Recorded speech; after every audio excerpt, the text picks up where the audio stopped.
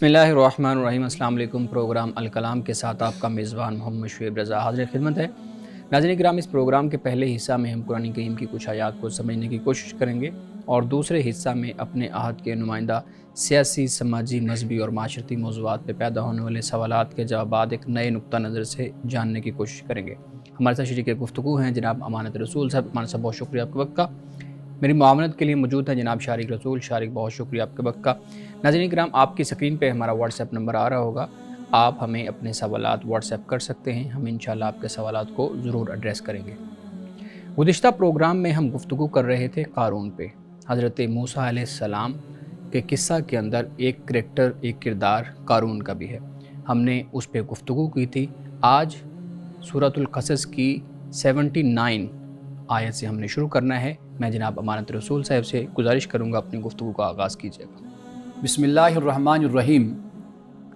ناظرین کرام، کل ہم نے ایک اہم نقطہ پڑھا، سمجھا، وہیں سے میں اپنی گفتگو کا آغاز کرتا ہوں۔ وہ یہ ہے کہ قارون نے کہا کہ میرے پاس جو مال ہے یہ میرے علم کی بدولت ہے، یعنی جو میرے پاس مہارت ہے، علم ہے اور جو سکل ہے، یہ اس کی بدولت میرے پاس یہ مال جمع ہوا ہے۔ یعنی اس نے اس اپنی صلاحیت کو، اس قابلیت کو اس نے اللہ کی طرف منسوب نہیں کیا کہ اللہ نے یہ اہلیت اور صلاحیت مجھے عطا کی ہے اور جس کی بدولت پھر میں نے یہ مال جمع کیا یا میں نے کمایا ہے۔ اب اس سے آگے قارون زینت کے ساتھ قرآن بیان کرتا ہے کہ فخرج علی قومہ فی زینتہ، پس وہ اپنی قوم کے سامنے اپنی پوری زینت اور آرائش کے ساتھ نکلا۔ یعنی زینت سے مراد یہاں پہ یہ ہے کہ پروٹوکول کے ساتھ، لاؤ لشکر کے ساتھ، ایک اعلیٰ لباس پہنے ہوئے، اور جو طریقہ وہ اپنی دولت کو دکھانے کا استعمال کر سکتا تھا وہ اس نے استعمال کیا۔ یعنی پوری جاؤ حشم کے ساتھ اور قافلے کے ساتھ وہ نکلا تاکہ لوگوں پر روب پڑے اور لوگوں کو پتہ چلے کہ اس کے پاس مال اور دولت ہے۔ اب دیکھنے والوں میں ہمیشہ دو قسم کے لوگ ہوتے ہیں، ایک تو عوام ہوتی ہے اور دوسرے اہل دانش ہوتے ہیں۔ عوام کا جو رویہ ہوتا ہے وہ یہ ہوتا ہے کہ عوام مال سے، دولت سے، پروٹوکول سے متاثر ہو جاتی ہے۔ یعنی ایک شخص کہ جو خوبصورت ہے، جسمانی طور پر پرکشش ہے، عوام اس سے متاثر ہو جاتی ہے۔ عوام یہ دیکھتی ہے کہ یہ شخص مال اور دولت کا مالک ہے اور یہ بڑی گاڑیوں پر سفر کرتا ہے، اس کے پاس بڑا قافلہ اور بڑے لوگ ہیں کہ جو اس کے ساتھ چلتے ہیں، تو عوام اکثر طور پر ظاہر کو دیکھ کر متاثر ہوتی ہے اور پھر اس کی دیوانی بن جاتی ہے۔ لیکن دوسری طرف جو اہل دانش ہوتے ہیں وہ عوام کو حقیقت کی طرف متوجہ کرتے ہیں۔ اسی طرح یہاں پر بھی جو بات بیان کی گئی ہے وہ یہی ہے۔ قرآن کہتا ہے کہ قال الذین یریدون الحیات الدنیا، کہا ان لوگوں نے جو دنیا کی زندگی کو چاہتے تھے، یعنی ظاہری ٹیپ ٹاپ ان چیزوں پر وہ مرتے تھے، تو انہوں نے کہا کہ یا لیت لنا مثل ما اوتی قارون، کہ کاش ہم کو بھی وہی ملتا جو قارون کو دیا گیا ہے، یعنی جو اس کے پاس مال اور دولت ہے یہ ہمارے پاس بھی ہوتا۔ انہ لذو حظ عظیم، بے شک یہ جو قارون ہے یہ تو بڑے نصیب والا ہے، اس کے پاس تو بڑا حصہ ہے۔ لیکن اب جو دوسرا گروہ ہے اس کو قرآن پاک یہاں بیان کرتا ہے کہ وقال الذین اوتوا العلم، اور کہا ان لوگوں نے جن کے پاس علم تھا، جو علم والے تھے، جن کو علم دیا گیا تھا۔ اب یہاں پر مراد کیا ہے؟ یعنی ایک تو اللہ کی معرفت ہے اور دوسرا آخرت کا علم۔ یعنی جن کو یہ دولت نصیب ہوتی ہے تو وہ کیا کہتے ہیں کہ ویلکم ثواب اللہ خیر لمن آمن وعمل صالحا، کہ افسوس ہے تم لوگوں پر کہ جو اللہ کا اجر اور ثواب اور انعام ہے در حقیقت وہ بہت بہتر ہے، اور یہ ہوتا کس کے لیے ہے؟ جو ایمان لایا اور جس نے اچھے کام کیے۔ ناظرین کرام، یہاں پر بھی آپ دیکھیے کہ ایمان کے ساتھ عمل صالح کو بیان کیا گیا۔ قرآن مجید میں کوئی مقام ایسا نہیں ہے کہ جہاں پر صرف اسلام اور ایمان کو بیان کر دیا گیا ہو اور عمل کو نہ بیان کیا گیا ہو۔ تو مومن بنتا ہی اسی وقت ہے کہ جب وہ ایمان لاتا ہے تو ایمان لانے کے بعد پھر اپنے ایمان اور احکام جو اللہ کے اس کے مطابق زندگی گزارتا ہے تو پھر وہ در حقیقت مومن بنتا ہے۔ انسان کے لیے دنیا میں اور آخرت میں جو معیار ہے وہ یہی بنایا گیا، خواہ وہ کسی بھی گروہ سے، کسی بھی جماعت سے، کسی بھی امت سے، کسی بھی مذہب سے تعلق رکھے، خدا یہ کہتا ہے کہ ایمان اور عمل صالح یہ شرط ہے جنت میں جانے کی اور کامیابی کی۔ اب یہاں پہ جو اہل دانش ہیں وہ یہی بات کرتے ہیں اور انہیں یہ کہتے ہیں کہ بھئی ایمان اور عمل صالح یہ اصل اللہ کے ہاں اجر اور انعام لینے کا سبب اور ذریعہ ہے۔ اب اس کے بعد ولا یلقاها الا الصابرون، اور یہ انہی کو ملتا ہے جو صبر کرنے والے ہوتے ہیں، یعنی علم اور صبر یہ دونوں جڑواں ہوتے ہیں، پھر ہی انسان کو حکمت نصیب ہوتی ہے، پھر دانائی نصیب ہوتی ہے۔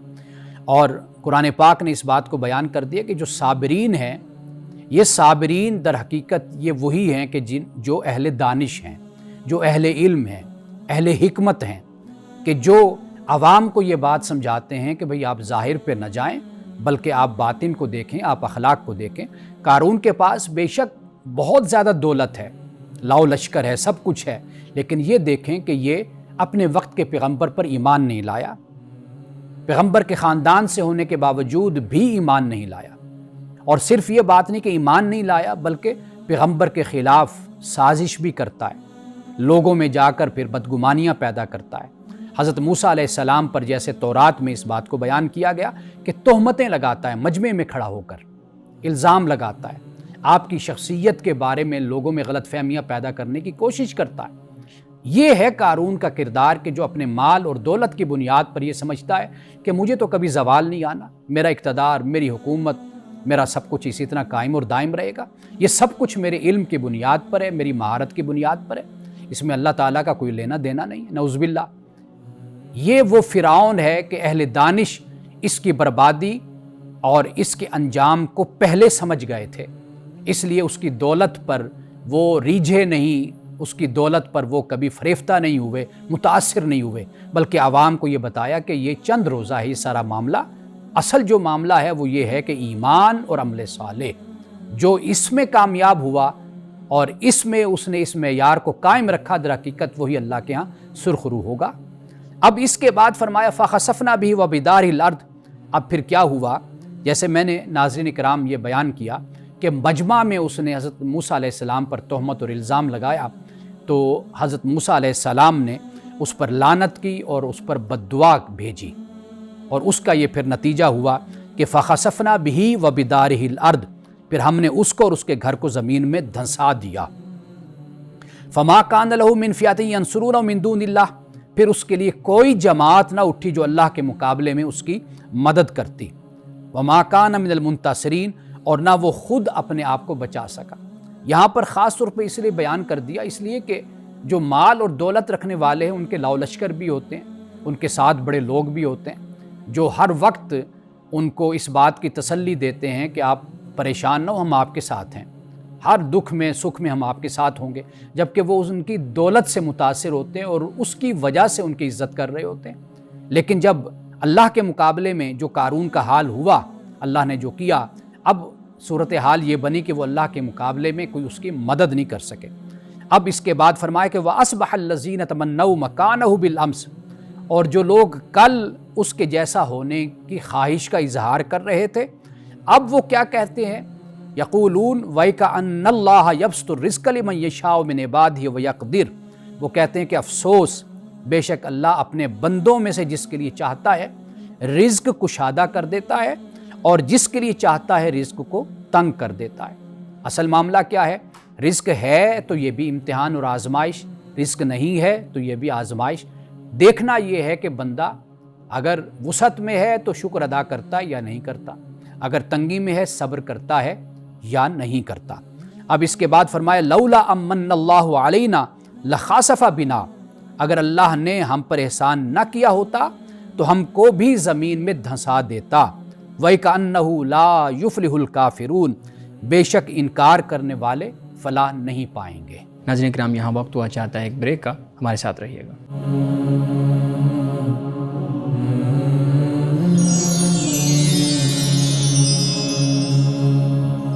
ویلکم بیک ناظرین. امان صاحب بہت شکریہ. امان صاحب جو آپ نے آیت پڑھی اور اس کا مفہوم بیان کیا، اس میں اللہ تعالیٰ کی طرف سے رزق کو کشادہ کرنا یا تنگ کرنا اس بارے میں بات ہوئی ہے.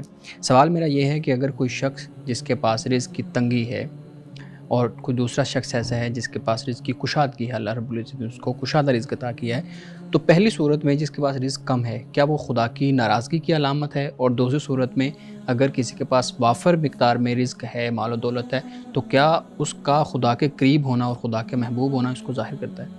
دیکھیں، میں نے ابھی درس میں اس کی طرف اختصار کے ساتھ اشارہ کیا ہے. میں نے وہ یہ ہے کہ انسان دنیا میں حالت امتحان میں ہے، حالت آزمائش میں ہے. انسان کے پاس کسی چیز کا ہونا یہ بھی آزمائش ہے، اور انسان کے پاس کسی چیز کا نہ ہونا یہ بھی آزمائش ہے. ٹھیک.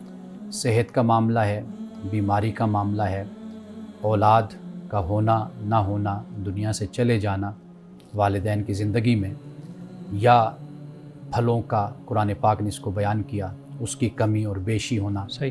اسی طرح نفوس کی، انفس کی، اور اسی طرح اموال کی، یہ سب کچھ اللہ نے کہا کہ بھئی یہ امتحان کی صورت میں ہے. اور مختلف مقامات پر زندگی اور موت کو بھی قرآن پاک نے یہی فرمایا کہ بھئی اللہ تمہیں آزماتا ہے. ٹھیک. تو یہ انسان حالت آزمائش میں، حالت امتحان میں ہے. تو لہٰذا یہاں پر جو صورت انسان کے ساتھ ہوتی ہے، بے شک آپ اس کو ظلم کے پس منظر میں دیکھیں، آپ اس کو حسد کے پس منظر میں دیکھیں، آپ نظام کے پس منظر میں دیکھیں، آپ سماج کے پس منظر میں دیکھیں، اس کو معاشرے کے پس منظر میں دیکھیں، لیکن بہرحال انسان جس حال میں بھی ہے وہ اس کے لیے رب کی بارگاہ میں وہ ایک امتحان اور آزمائش میں ہے وہ. ٹھیک. لیکن امان صاحب ہم دیکھتے ہیں کہ ایک شخص جس کے پاس کشادہ رزق ہے، اللہ تعالیٰ نے اس کو کشادگی سے نعمتیں عطا کی ہیں، اس کے لیے تو یہ دنیا آزمائش نہیں ہے. وہ تو اپنی ہنسی خوشی کی زندگی گزار رہا ہے، بچوں کی تعلیم پہ، اپنے بہن بھائیوں پہ، فیملی پہ، معاشرے پہ وہ لگا رہا ہے، سارا کچھ کر رہا ہے. جو تنگ ہے اس کا تو سمجھ آ گیا کہ اس کے لیے آزمائش ہے، جو کشادہ ہے اس کے لیے آزمائش کیسے ہے؟ دیکھیے، اس کے لیے آپ اگر اس پہ غور کریں نا، سب سے زیادہ آزمائش اس کے لیے ہوتی ہے. سب سے زیادہ آزمائش، سب سے بڑی آزمائش اس کے لیے ہے کہ جس کے پاس مال اور دولت ہے. ٹھیک. کیوں؟ اس حال میں رب کو یاد رکھنا، یاد کرنا اور خدا کا شکر ادا کرنا اکثر طور پر اس کو بھول جاتے ہیں لوگ. تنگی کا معاملہ یہ ہوتا ہے کہ جب انسان پریشانی میں ہو، مشکل میں ہو، تو وہ تو رب کو یاد کرتا ہی کرتا ہے، صبر کرتا ہے، رب سے دعا کرتا ہے. تو وہ اتنا آزمائش اور امتحان میں نہیں ہوتا جتنی زیادہ آزمائش میں وہ شخص ہے کہ جس نے کوئی پریشانی، کوئی تکلیف دیکھی نہیں ہے. ایک تو یہ بات ہے سب سے بڑی آزمائش، اس لیے کہ وہ رب کو یاد کرنا اس کا اس حالت میں یہ بڑی بات ہوتی ہے. اکثر طور پر لوگ اس حال میں رب کو بھول جاتے ہیں. صحیح ہے. آپ دیکھ لیجئے کہ جن کے پاس پیسے کی فراوانی ہوتی ہے، ان کا لائف سٹائل، طرز زندگی، طرز گفتگو، ان کا طریقہ وہ. اور دوسری طرف اگر آپ کسی غریب کو دیکھتے ہیں یا تنگ دست کو، اسے آپ دیکھیں گے کہ وہ رب کی بارگاہ میں دعا بھی کر رہا ہوگا، یاد بھی کر رہا ہوگا. اس کی اس مجبوری کہہ لیجئے یا یہ سبب بنتا ہے اس کے لیے کہ وہ اپنے رب کو یاد کرے. بے شک اس کا یہ یاد کرنا اس کے اپنی لالچ کی وجہ سے ہو، اپنے دکھ کی وجہ سے ہو، یا اپنی مصیبت کی وجہ سے. ایک بات. دوسری بات یہ ہے کہ جسے آپ یہ کہہ رہے ہیں نا کہ اس کے پاس یہ سب کچھ ہے تو لہٰذا اس کے لیے آزمائش نہیں ہے، تو یہ بات یاد رکھیے کہ زندگی کے جو مسائل ہوتے ہیں نا، وہ اس کا ایک رخ نہیں ہوتا، اس کے بہت سے مختلف انداز ہوتے ہیں جہاں انسان کی آزمائش ہوتی ہے. مثال کے طور پر ایک شخص ہے، اس کے پاس مال اور دولت ہے، لیکن مال اور دولت ہونے کے باوجود بھی کئیوں کے پاس اولاد نہیں ہوتی، ان کے لیے وہ آزمائش ہوتی ہے. مال اور دولت کے باوجود بھی کوئی ایسی مرض کا شکار ہوتے ہیں جس کی وجہ سے وہ ان کے لیے آزمائش ہوتی ہے. کوئی اور مسائل جو مال اور دولت جو اس کے جو سائیڈ ایفیکٹس ہوتے ہیں، جو خاندان پر، رشتہ داروں پر اور دیگر حوالوں سے ہوتے ہیں، وہ اس کے لیے آزمائش ہوتے ہیں. تو وہ کسی نہ کسی صورت میں اگر آپ دیکھیں گے نا، تو وہ ہر انسان آزمائش اور امتحان میں اس دنیا میں ڈالا گیا ہے. لیکن امان صاحب ہم دیکھتے ہیں کہ یہ جو آپ نے بات کی ہے، ہمارے ہاں میں تو اس کو کہوں گا ایک جسٹیفیکیشن ہے. ہم جب مذہبی لوگوں کو دیکھتے ہیں تو وہ بھی جو غریب غربا ہیں ان کو یہ تلقین کر رہے ہوتے ہیں کہ خدا نے تمہیں چنا ہوا ہے اور تمہیں اس حالت میں رکھا ہوا ہے تاکہ تم مجھے یاد کر سکو، ٹھیک. جبکہ دوسری طرف ان کی اپنی حالت یہ ہوتی ہے کہ ان کے پاس خدا کی بہت زیادہ نعمتیں ہوتی ہیں اور وہ اپنی زندگی لگژری لائف گزار رہے ہوتے ہیں. ہم سیاست دانوں کو دیکھ لیں تو ان کے مجالس، ان کی جو تقریریں ہیں اس کے اندر بھی یہ سبق ملتا ہے. ہم اسکالرز کو دیکھ لیں ان کے اندر بھی یہ تینوں چاروں طبقات اپنی زندگی ٹھیک کر کے بیٹھے ہیں، لوگوں کو یہ تلقین کر رہے ہیں کہ تم غریب ہو تو یہ خدا کی طرف سے ہے، کوئی مسئلہ نہیں ہے، یہ امتحان ہے. ہمارے پاس جو مال ہے وہ بھی امتحان. دوسری طرف وہ اپنے مال کو بڑھانے کی کوشش کرتے رہتے ہیں. اگر وہ امتحان ہے تو پھر وہ کیوں نہیں چھوڑ دیتے مال و دولت کو؟ بات یہ ہے کہ آزمائش، امتحان اپنی جگہ پر موجود ہے ہر کسی کے لیے. وہ اس کا اختیار نہ میرے ہاتھ میں نہ آپ کے ہاتھ میں ہے، وہ تو رب کے ہاتھ میں ہے. جو شخص مال کے ساتھ ہے یا غربت کے ساتھ ہے، وہ تو اللہ کا کہنا ہے نا، فرمانا ہے کہ دونوں آزمائش اور امتحان میں ہیں. ٹھیک. اب اگر ایک شخص جو ان سا ہے وہ دنیا کی دولت ہتھیا کر اپنے لیے سہولت پیدا کر لیتا ہے تو لیکن یہ تو نہیں نا کہ وہ خدا کی پکڑ سے یا خدا کی گرفت سے یا خدا کی بارگاہ میں جواب دہی سے وہ بچ گیا. جواب تو اس کو بہر صورت اللہ کو دینا ہے، اللہ کی بارگاہ میں. اور اگر وہ غریب کو یہ بات کہہ رہا ہے، معاملہ یہ ہے کہ یہ ایک علیحدہ فلسفی ہے، ایک علیحدہ فکر ہے، سوچ ہے کہ جس کی بنیاد پر لوگوں کو یہ ایک لولی پاپ جس کو کہا جاتا ہے یہ دیا جاتا ہے تاکہ لوگ ہمارے خلاف کھڑے نہ ہوں، یا ایک تبدیلی کی طرف لوگوں کا رجحان نہ ہو، یا لوگ یہ نہ سوچیں کہ بھئی ہم اپنے حقوق سے محروم ہیں اور ان کے پاس یہ سارے حقوق موجود ہیں. یہ تو اپنی جگہ پر ایک علیحدہ بات ہے. جیسے میں نے ابھی آپ کو بتایا کہ آپ معاشرے کے پس منظر میں دیکھتے ہیں، سماج کے پس منظر میں دیکھیں، آپ ظلم کے پس منظر میں دیکھتے ہیں، وہ اپنی جگہ پر موجود ہے. لیکن بہرحال جس حالت میں بھی انسان ہے، وہ وقت گزار رہا ہے، وہ اس کے لیے آزمائش اور امتحان ضرور ہے. مثال کے طور پر اگر جہاں پہ یہ کلاسز بھی نہیں ہیں، ٹھیک ہے، یعنی ان کلاس معاشروں میں بھی جو انسان رہتے ہیں ان کے لیے بھی یہ دنیا آزمائش اور امتحان ہے. ٹھیک. اچھا مولانا صاحب، آپ نے یہاں پہ بات کی تقسیم کی، تو پوچھنا میں یہ چاہوں گا کہ تخلیق رزق تو خدا کے ہاتھ میں ہے، خدا پیدا کرتا ہے، رزق دیتا ہے، چیزیں ہیں. تقسیم رزق جو ہے یعنی ریسورسز کی تقسیم، یہ بھی خدا کی منشا سے ہے یا یہ انسانوں کا اپنا معاملہ ہے؟ دیکھیے، پہلی بات تو یہ ہے کہ قرآن پاک میں جب یہ فرمایا جاتا ہے کہ وَمَا مِن دَابَّةٍ فِي الْأَرْضِ إِلَّا عَلَى اللَّهِ رِزْقُهَا، تو اس کا مطلب یہ ہے کہ اللہ سبحانہ وتعالیٰ نے انسانوں کا، اپنی مخلوق کا رزق اس دنیا میں رکھ دیا، اس کائنات میں موجود ہے. اب آپ دیکھیے کہ جب انسان کروڑوں میں تھا تو تب بھی کھا رہا تھا. اب انسان 6 ارب سے زیادہ 7 ارب آبادی ہو گئی تو یہ زمین رزق اگل رہی ہے، پیدا کر رہی ہے، دے رہی ہے. اور انسان بھی اپنے لیے اپنی عقل کے ذریعے سے رزق کو پیدا کر رہا ہے. کتنے ریسورسز ہیں، ذخائر ہیں کہ جو اس زمین سے پیدا ہو رہے ہیں، اس کائنات سے پیدا ہو رہے ہیں. ایک تو یہ بات ہو گئی جو اللہ نے اس زمین میں رکھ دیا. ٹھیک ہے. دوسری بات یہ ہے کہ اللہ سبحانہ وتعالیٰ نے انسانوں میں جو صلاحیت رکھی، وہ اپنی اس صلاحیت کی بنیاد پر بھی رزق پیدا کرتے ہیں. آپ اس کو تقدیر کا نام دے لیجئے کہ ایک پیمانہ جو ہے وہ انسان کے اندر موجود ہے. یہ دوسری بات ہو جاتی ہے جو ہم کہہ سکتے ہیں کہ انسان کے لیے اس کی صلاحیت کے مطابق ہے. تیسری بات پھر وہ آزمائش اور امتحان کی بات آ جاتی ہے. یعنی یہ 3 باتیں اگر ہم پیش نظر رکھیں تو اس سوال کا جواب ہمیں مل جاتا ہے. جی ٹھیک ہے. اچھا مولانا صاحب، آپ نے خود ہی اپنی بات میں ذکر کیا کہ اللہ نے وَمَا مِن دَابَّةٍ فِي الْأَرْضِ إِلَّا عَلَى اللَّهِ رِزْقُهَا. مختصر میں یہ پوچھنا چاہوں گا کہ اس کا کیا مطلب ہے، رزق لکھ دینے کا کیا مطلب ہے؟ اور دوسرا یہ ہے کہ اگر یہ صرف رزق کھانا پینا ہے یا باقی ریسورسز بھی، باقی سہولیات بھی ہیں؟ دیکھیے، جو لکھنا ہے نا، ہم اس کا تعین نہیں کر سکتے. یہ ہمیں نہیں معلوم کہ رب نے کس طرح لکھا ہے. اچھا. لیکن جو ہمیں یہ معلوم ہوتا ہے قرآن اور حدیث سے، وہ ہے کہ خدا کے علم میں ہے یہ سب کچھ. ٹھیک، یعنی کس کے پاس کتنا رزق ہوگا، سب کچھ خدا کے علم میں ہے. جیسے عمر ہے، رزق ہے، انسان آگے جا کر کیا کرے گا، بدبختی ہے یا خوش بختی ہے، یہ اس کے علم میں ہے. یہ ایسے ہی ہے کہ جیسے حاذق طبیب ہوتا ہے، ماہر ہوتا ہے، جو بتا دیتا ہے کہ یہ مریض کتنا عرصہ جیے گا، کتنا عرصہ اس کی زندگی ہوگی. تو یہ اللہ کے علم میں سے سب کچھ موجود ہے اول دن سے، کہ یہ انسان جو پیدا ہونے والا ہے یہ آگے جا کر اس کے معاملات کیا ہوں گے. اب آپ دیکھ لیجئے، سائنس اتنی ترقی کر گئی کہ یہ علم اللہ تعالیٰ نے آلات کے ذریعے سے اور سائنس اور ٹیکنالوجی کے ذریعے سے، میڈیکل سائنس سے انسان کو بھی دیا کہ اس وسیلے سے انسان یہ معلوم کر لیتا ہے کہ آپ کا جو ڈی این اے ہے اسی سے معلوم ہو جاتا ہے کہ یہ انسان آنے والے وقتوں میں کن کن بیماریوں کا شکار ہوگا، کن کن بیماریوں میں مبتلا ہوگا، یا یہ کتنی عمر ہوگی، اس کی صحت کیسی ہوگی، یہ سارا کچھ بالکل سائنس نے اس آسان ذریعے کر سے دیا۔ معلوم ہو جاتا ہے۔ تو لہٰذا اب اگر سائنس سے آپ کو معلوم ہو رہا ہے تو اس کا مطلب یہ تو نہیں نا کہ سائنس نے اب آپ کو مجبور کر دیا کہ آپ نے اسی عمر میں ہر حال میں مرنا ہی مرنا ہے، یا اتنا ہی آپ کو یہ بیماریاں ہیں تو یہ ہونی ہیں، یہ مطلب نہیں ہوتا۔ علم سے مراد یہی ہے کہ خدا کے علم میں ہے کہ انسان آگے جا کر کیا کرے گا۔ ناظرین کرام، یہاں وقت ہوا چاہتا ہے ایک بریک کا، ہمارے ساتھ رہیے۔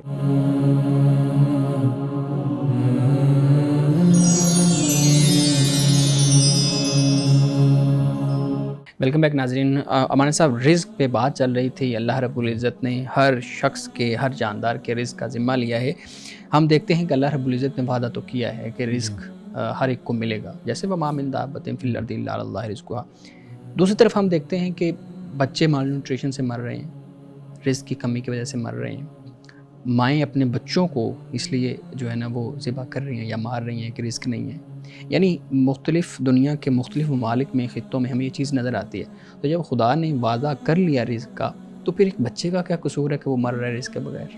دیکھیے آیت جو آپ نے کوٹ کی نا، اگر اس پہ آپ توجہ کریں، وَمَا مِن دَابَّةٍ فِي الْأَرْضِ إِلَّا عَلَى اللَّهِ رِزْقُهَا، زمین میں ہر دابہ کے جو رزق ہے اس کی ذمہ داری اللہ پر ہے۔ ٹھیک، جیسے میں نے پہلے بیان کیا کہ کائنات میں اللہ تعالیٰ نے رزق رکھ دیا، ٹھیک ہے، اور انسان اور آدم کو اللہ سبحانہ و تعالیٰ نے علم بھی دیا اور آدم کو قوت بھی دی، رزق کے حصول کا، حصول کی۔ ٹھیک، یعنی اللہ تعالیٰ نے انسان میں بھی پوٹینشل رکھ دیا اور یہ پوٹینشل زمین میں بھی رکھ دیا۔ ٹھیک ہے، اب انسان جو ہے وہ اپنی محنت سے، اپنے علم سے رزق پیدا کرتا ہے۔ ٹھیک ہے، ایک یہ بات ہو گئی۔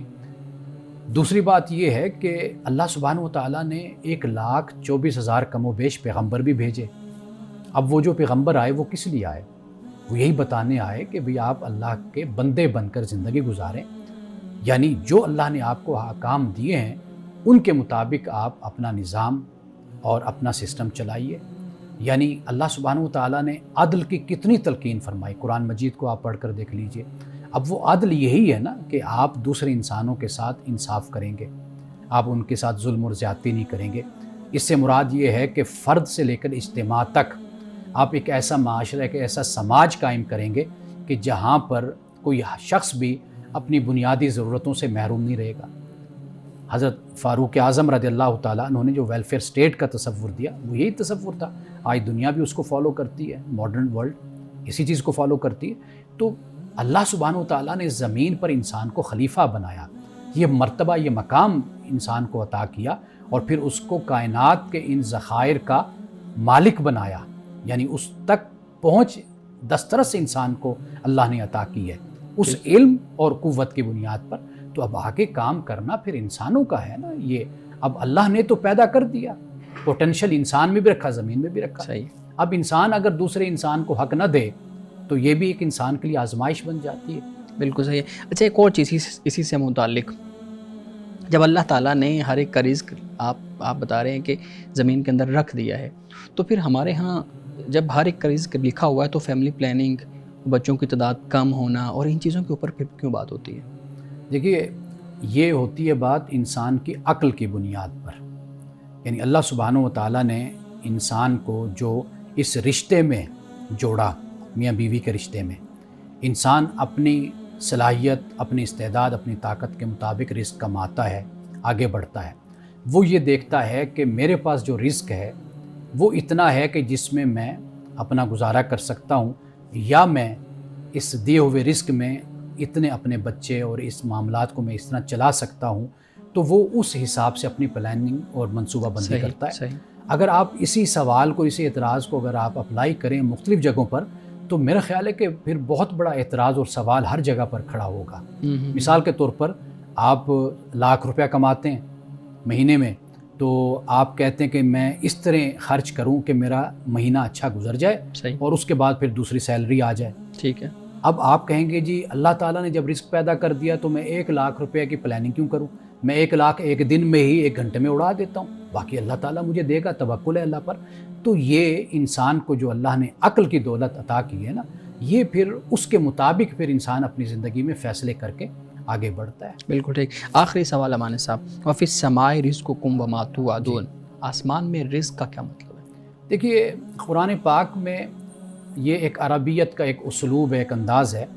قرآن پاک میں مکان بول کر مکین مراد لیا گیا، ٹھیک، مکین بول کر مکان بھی مراد لیا جاتا ہے۔ کبھی اللہ سبحانہ و تعالیٰ سبب کو بول کر مسبب مراد لیتا ہے، کبھی مسبب بول کر سبب مراد لیتا ہے۔ صحیح۔ اب یہاں پر جب کہا کہ آسمان میں رزق ہے تمہارا، اس سے مراد پانی ہے۔ قرآن پاک ہم پڑھتے ہیں تو قرآن پاک یہ بیان کرتا ہے کہ اللہ آسمان سے یعنی بلندی سے پانی زمین پر اتارتا ہے، اور پھر اس پانی سے اللہ پاک فرماتا ہے کہ یہ سارا کچھ پھر میں نے زمین میں پھیلا دیے، یہ نباتات ہیں، پھل ہیں، پھول ہیں، یہ سبزیاں ہیں، یہ سب کچھ پھر اس پانی کی وجہ سے یہ سب کچھ پیدا ہوتا ہے۔ صحیح، یعنی اس سے مراد وہ بارش ہے۔ ایک تو یہ بات ہو گئی۔ ٹھیک۔ دوسرا، قوموں کو ڈرانے کے لیے جیسے قرآن پاک میں وعید ہے، انذار ہے، وہ یہ ہے کہ جو عذاب اترا وہ بھی بلندی سے، آسمان سے عذاب زمین پر اترا، تو یہاں پر پھر دونوں چیزیں مراد ہو جاتی ہے کہ یہ بتایا کہ اللہ کی طرف سے اوپر سے جو تمہارا رزق اترتا ہے جس کا وعدہ کیا گیا ہے، اور دوسرا آسمان سے جو رزق یعنی تم ایک عذاب کی صورت بھی وہیں سے ہی پیدا ہوتی ہے کہ جو تم پر اترتا ہے۔ دونوں چیزوں کو پھر یہاں پر مراد لیا گیا۔ بالکل ٹھیک ہے۔ شارق آپ کے پاس بھی کچھ سوالات ہوں گے، پلیز ہمارے ساتھ سامنے رکھیں۔ جی بہت شکریہ شعیب صاحب۔ اچھا، میں یہ جاننا چاہتا ہوں کہ جب کوئی ہمارا قریبی دنیا سے رخصت ہو جاتا ہے تو بہت ہی کٹھن مرحلہ ہوتا ہے ہمارے لیے، لیکن اس دکھ سے ہم کیسے کوپ اپ کر سکتے ہیں؟ کیونکہ ہم نے اللہ سے دعائیں کی ہوتی ہیں اس شخص کے لیے، لیکن جب وہ گزر جاتا ہے تو جو ایک یقین ہوتا ہے، ایک معاملہ ہوتا ہے خدا کے ساتھ، وہ کافی متاثر ہوتا ہے، اور کبھی کبھی ہم خدا کی ذات پر سوال کرنا شروع ہو جاتے ہیں۔ تو کیسے اس غم سے ہم جان یعنی کہ نجات حاصل کر سکتے ہیں؟ دیکھیے اسلام نے جو بیان کیا اور انسانی فطرت بھی ہے، جی، اسلام نے دکھ کا جو اظہار ہے نا، جی، وہ اس کے جو ایٹیکیٹس ہیں وہ ہمیں سمجھائے اور بتائے ہیں۔ ٹھیک۔ ایک چیز ہے کہ وہ جو دکھ اور غم ہے وہ فطری بات ہے، بالکل، ایک یہ طریقہ۔ دوسرا یہ ہوتا ہے کہ اس پر بے صبری کا مظاہرہ کرنا، یعنی بے صبری یہ ہوتی ہے کہ اپنے گریبان کو پھاڑ دینا، اپنی گالوں کو نوچنا، تھپڑ مارنا، بال نوچنا، یہ جو انداز ہے یہ بے صبری میں آتا ہے۔ اسلام اس سے منع کرتا ہے کہ بھئی ایسی بے صبری کا مظاہرہ تمہیں نہیں کرنا چاہیے۔ اچھا، ہاں انسان روتا ہے، اللہ کی بارگاہ میں روتا ہے، ویسے انسان اس دکھ کو برداشت نہیں کر پاتا تو آنکھوں سے آنسو آ جاتے ہیں، کئی مرتبہ آواز منہ سے نکلتی ہے۔ تو یہ جو چیز ہے یہ تو اس پر کوئی ممانعت بھی نہیں ہے اور یہ کوئی مذموم بھی نہیں ہے، یہ فطری بات ہوتی ہے۔ لیکن جو دوسرا میں نے آپ کو ذکر کیا بے صبری کا اس طرح مظاہرہ کرنا، اس کی ممانعت ہے اور اس کو شریعت میں پسند نہیں کیا گیا۔ یعنی آپ واضح بات ہے کوئی اپنا عزیز کو رشتہ دار دنیا سے جاتا ہے تو بہت بڑا یہ دکھ اور سانحہ ہوتا ہے انسان کے لیے، تو لیکن انسان کا اصل امتحان بھی، آزمائش بھی وہی وقت اور لمحہ ہوتا ہے کہ یہ انسان کیسا ہے اور اس نے اپنی پرورش اور اپنی تربیت کیسی کی ہے۔ اچھا، جب ہم فوتگی جب کوئی ہو جاتی ہے کہیں پر کسی گھر میں تو ہم وہاں جاتے ہیں، ہم یعنی کہ تعزیت کا اظہار کرتے ہیں، تو کئی مرتبہ ایسا ہوتا ہے کہ ہمارا کوئی جاننے والا نہیں ہوتا لیکن ہم افسوس کرنے کے لیے جاتے ہیں، لیکن ہم دل سے نہیں کرتے بلکہ بناوٹی اظہار کرتے ہیں افسوس کا۔ تو کیا یہ رویہ درست ہے؟ اور اگر ہم نہیں فیل کر پا رہے کسی کے لیے ایمپیتھی، تو کیا ضروری ہے کہ ہم تعزیت کا اظہار کریں؟ تعزیت یہ ایک آپ کی سماجی قدر، آپ اس کو کہہ لیجئے، اخلاقی قدر ہے، اور دین بھی اس بات کی تعلیم دیتا ہے کہ جب کوئی انسان ہے، کوئی مسلمان ہے، کوئی بھائی ہے، اگر وہ وفات پا جاتا ہے تو آپ اس کے بچوں سے یا بڑوں سے، چھوٹوں سے آپ جا کر تعزیت کرتے ہیں، آپ افسوس کرتے ہیں، چونکہ یہ ایک ایسا لمحہ ہوتا ہے کہ جس میں ان کو تسلی کی ضرورت ہوتی ہے، تو آپ جاتے ہیں تو ان سے ایک محبت کا، ایک تعلق کا آپ اظہار کرتے ہیں۔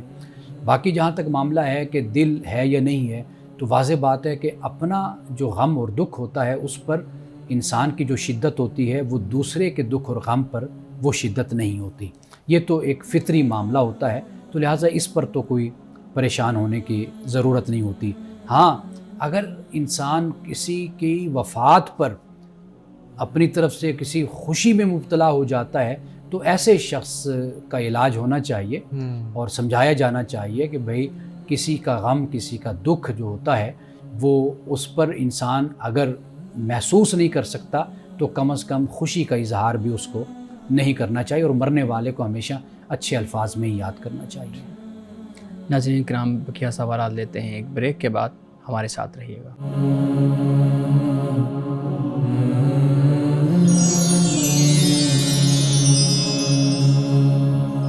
ویلکم بیک ناظرین۔ جی شارق، آپ سوال کر رہے تھے۔ جی، اگر حساب انسان کے اعمال کی بنیاد پر ہونا ہے تو ہمارے ہاں جو مرنے والے کے لیے جو وفات پا جاتا ہے شخص، اس کے لیے جو قرآن خوانی کی جاتی ہے، اس کا کیا فائدہ ہے؟ کیا اس کا کوئی اثر ہوتا ہے؟ دیکھیے، ایک تو بات یہ ہے کہ قرآن مجید کا پڑھنا، اس کی تلاوت کرنا، یہ عمل خیر کا عمل ہے، جی، یعنی اچھا عمل ہے۔ آپ دعا کرتے ہیں، دعا سے پہلے اگر آپ قرآن مجید کی تلاوت کرتے ہیں، پڑھتے ہیں، تو ایک اچھا عمل کر کے پھر آپ اللہ کی بارگاہ میں دعا کر رہے ہیں۔ اسی طرح دعا سے پہلے کوئی صدقہ کر دیں اللہ کی بارگاہ میں، یعنی کسی مخلوق میں سے کوئی تنگ دست ہے، کوئی پریشان حال ہے، آپ اس پر خرچ کر دیتے ہیں، پھر آپ اللہ سے دعا کرتے ہیں۔ تو حدیث میں ہمیں اس بات کا ذکر ملتا ہے کہ یہ اچھا عمل دعا کی قبولیت کا پھر باعث بن جاتا ہے۔ اچھا، تو اسی طرح اگر قرآن کی تلاوت کی جاتی ہے، ایک اچھا عمل ہے، اگر اس کے بعد دعا کی جائے مرحوم کے لیے، مرنے والے کے لیے، تو ہم عقیدے کے مطابق اللہ تعالیٰ اس دعا کو قبول فرماتا ہے اور اس کا فائدہ ضرور مرنے والے کو پہنچتا ہے۔ لیکن بنیادی بات ہمیں یہ سمجھنی چاہیے کہ جو مرنے والا ہے، ایک تو وہ ایسا ہو کہ جس نے اپنی زندگی ایمان اور عمل صالح پہ گزاری ہے، اچھا، فسق و فجور سے، ظلم سے، زیادتی سے اور ایسے تکبر سے اپنے آپ کو اس نے بچایا، ٹھیک ہے، اور ایک اللہ کا بندہ بن کے زندگی گزاری۔ لیکن انسان ہے، پھر بھی خطائیں غلطیاں انسان سے ہو جاتی ہیں۔ جو خطائیں اور غلطیاں اس سے ہوتی ہیں تو اللہ سبحانہ و تعالیٰ سے ہم یہ امید رکھتے ہیں کہ اللہ ہماری ان دعاؤں کے صدقے سے اس کی جو یہ خطائیں ہیں یا غلطیاں ہیں، یہ اللہ تعالیٰ اس کی ختم کر دے گا، مٹا دے گا۔ ہماری کچھ دعائیں ہوتی ہیں، دعاؤں کا ذکر ہو رہا ہے تو میں ضرور جاننا چاہوں گا کہ ہماری کچھ دعائیں جو ہم بیسک سی ہوتی ہیں، جو عربی میں کرتے ہیں، اور کچھ ہوتی ہیں جو ہم اردو میں کرتے ہیں دعائیں، یعنی کہ دشمن کو ہم نے برا بھلا کہنا ہو اور اس طرح کی جو باتیں ہوتی ہیں وہ اردو میں کی جاتی ہیں۔ اگر مقصد خدا سے کمیونیکیٹ کرنا ہے، ہم کلام ہونا ہے، تو پھر وہ عربی میں ہی ہم کیوں نہیں کرتے دعا، یا پھر اردو میں ہی خالی کیوں نہیں کرتے؟ کوئی ایک زبان مقرر کیوں نہیں اس کے لیے؟ دیکھیے، عربی میں ہم وہ دعائیں کرتے ہیں کہ جو رسول اللہ نے کی، یعنی آپ علیہ الصلوۃ والسلام کی سنت پر عمل کرتے ہوئے ہم وہی الفاظ بولتے ہیں کہ جو الفاظ اللہ کے نبی نے بولے۔ ان الفاظ کو اگر آپ پڑھیں نا، اس میں خود سپردگی ہے، عبدیت کا اظہار ہے، بندگی کا اظہار ہے، اور کمال پہ ہے بندگی۔ ایک تو یہ وہ وہاں پر اس لیے عربی کی دعا مانگی جاتی ہے، لیکن اس کی سمجھ ہونی چاہیے، مانگنے والے کو یہ پتہ ہو کہ میں جو عربی میں مانگ رہا ہوں تو میں کیا مانگ رہا ہوں۔ عربی سے جو لگاؤ ہے یا تعلق ہے وہ اس لیے کہ قرآن کی زبان بھی عربی ہے اور پیغمبر اسلام صلی اللہ علیہ وسلم کی زبان بھی عربی ہے۔ دوسری بات، اگر آپ کو زیادہ مزہ آتا ہے، روحانیت نصیب ہوتی ہے کہ آپ اردو میں مانگیں، اور میں تو یہ بھی کہا کرتا ہوں کہ جو رٹی رٹائی اردو میں ہم دعائیں کرتے رہتے ہیں، اس کی جگہ ہمیں دعا اس انداز سے مانگنی چاہیے کہ یہ ہمارے اندر سے دعا نکلے، کہ ہمارے جو الفاظ ہیں وہ اس طرح ہمارے اندر سے باطن سے نکلیں کہ پتہ چلے کہ اس بندے کا خدا کے ساتھ تعلق کیا ہے، محبت کیا ہے۔ کہ جیسے ہم اپنے ماں باپ سے، اپنے پیاروں سے محبت کا اظہار کرتے ہیں، وہ سوز، وہ درد اور وہ تعلق ہمارے الفاظ میں ہونا چاہیے۔ تو لہٰذا عربی میں مانگیں یا اردو میں، اصل چیز یہی ہے کہ آپ کے اندر ایک جذبہ اور احساس جو رب کے ساتھ ہے وہ ہونا چاہیے۔ میں نے اکثر یہ آبزرو کیا کہ ہمارے ہاں جو لوگ کافی نمازی ہوتے ہیں، 5 وقت کی نماز کے پابند ہوتے ہیں، لیکن وہ کئی ان میں سے ایسے ہوتے ہیں، ہر کوئی نہیں، جو اخلاقی لحاظ سے تھوڑا پستی کا شکار ہوتے ہیں، جبکہ کچھ ایسے افراد ہوتے ہیں جو نماز نہیں پڑھتے لیکن اخلاقی لحاظ سے وہ کافی بہترین ہوتے ہیں، اور یعنی کہ دنیاوی معاملات میں وہ دھوکے بازی سے کام نہیں لیتے۔ تو کیا ایسی صورت میں جو ایسا شخص ہے جو نماز نہیں پڑھتا وہ زیادہ افضل ہے پھر بھی، چاہے وہ اخلاقی لحاظ سے بہتر نہیں؟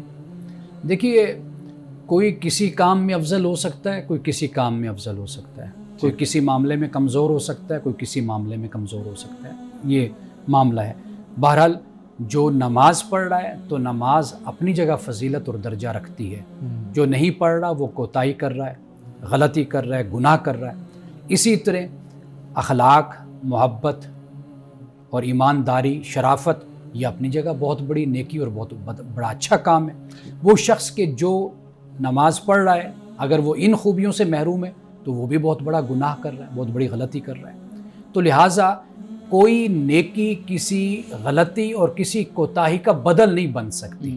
جو گناہ ہے وہ اپنی جگہ پر گناہ ہے، اور جو وہ اچھا کام کر رہا ہے وہ اپنی جگہ پر اچھا کام کر رہا ہے۔ تو ان کا جو تقابل ہے وہ اس بنیاد پر نہیں ہم کر سکتے کہ چونکہ وہ یہ کر رہا ہے تو وہ اس سے زیادہ افضل ہو جاتا ہے، یہ نہیں کر رہا تو لہٰذا اس کا درجہ کم ہو گیا۔ تو اس بنیاد پر ہم کسی ان کا تقابل نہیں کر سکتے۔ بہرحال جو خوبی ہے جس میں بھی ہے وہ اچھی بات ہے، اگر کسی میں کوئی کمی ہے نقص ہے تو لہٰذا وہ کمی اور نقص ہے، ہم اس بنیاد پر کسی کی فضیلت اور کسی کا تقابل کر کے اس کو بڑا مقام نہیں دے سکتے۔ ہم اکثر ظاہر پر بھی کافی جاتے ہیں، یعنی کہ ظاہری جو اپیرنس ہوتی ہے اس کی بنیاد پر فیصلے کرتے ہیں کہ فلانا جو ہے وہ نیک ہے یا نہیں ہے۔ مثال کے طور پر جب نماز پڑھی جاتی ہے تو جس کے یعنی کہ سر پہ محراب ہوگا، یعنی کہ ایک نشان ہوگا، تو اس سے ہم اندازہ لگائیں گے کافی نیک ہے، پرہیزگار ہے، دستار پہنی ہوگی، لباس ایسا زیب دن کیا ہوگا۔ جبکہ جو ہوگا جو تھوڑا ماڈرن جو فیشنیبل ہوگا شخص، اس کے بارے میں کہا جائے گا کہ یہ جو دین سے ہٹا ہوا ہے، دین سے دور ہے اور نیک نہیں ہے۔ لیکن عمومی طور پر میں نے ایسا دیکھا ہے کہ وہ اخلاقی لحاظ سے کافی بہتر ہوتے ہیں، ہمارے جو اپیرنس کے لحاظ سے جو کافی بہتر ہوتے ہیں۔ تو یہ کیا اس طرح جج کیا جانا چاہیے انسان کو کہ کیا وہ نیک ہے یا گنہگار؟ یہ ہمارے ہاں کا تاثر ہے، یہ ہم نے بر صغیر کی یہ دین ہے، یہ دولت ہے جو ہمارے ہاں یہ تاثر اور یہ انداز ہے لوگوں کو پرکھنے کا۔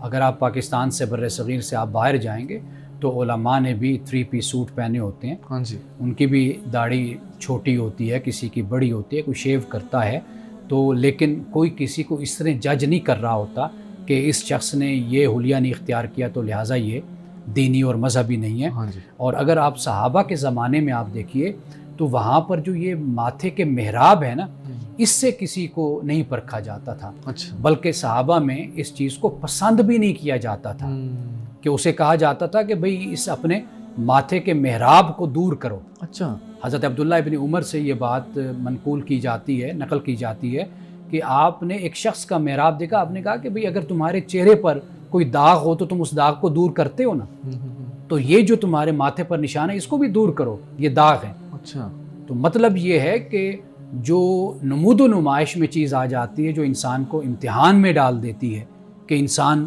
دنیا کے سامنے زیادہ پارسا، زیادہ زاہد اور عابد بن کر دکھائی دیتا ہے، تو اس سے صحابہ نے، اللہ کے نیک بندوں نے ہمیشہ پرہیز کیا، اس سے علیحدگی اختیار کی۔ بلکہ ہم کتابوں میں پڑھتے ہیں کہ بزرگوں کا طریقہ یہ تھا کہ رات کو اگر وہ عبادت کرتے تھے نا، صبح اپنے چہرے پر ہلکا سا تیل آئل لگا لیا کرتے تھے سرسوں کا۔ اس سے یہ ہوتا تھا کہ ان کی آنکھوں کا جو جاگتا پن ہے وہ کوئی پہچان نہیں پاتا تھا کہ بھئی یہ رات کو جاگتے رہے ہیں یا انہوں نے عبادت کی یا مطالعہ کیا ہے یا علم حاصل کیا ہے۔ تو لوگوں میں اللہ کے نیک بندے تو اپنی پارسائی، اپنے زہد کو چھپاتے ہیں، یہی اصل بات ہے۔ تو لہٰذا ہمیں بھی اس بات پر توجہ دینی چاہیے کہ ظاہریت کو اختیار کرنے کے بجائے، ظاہری طور پر دیندار بننے کے بجائے، ہم باطن میں، اخلاق میں اور داخلی طور پر ہم اپنے آپ کو اچھا انسان بنائیں۔ مولانا صاحب آج کی حدیث مبارکہ بیان کیجیے۔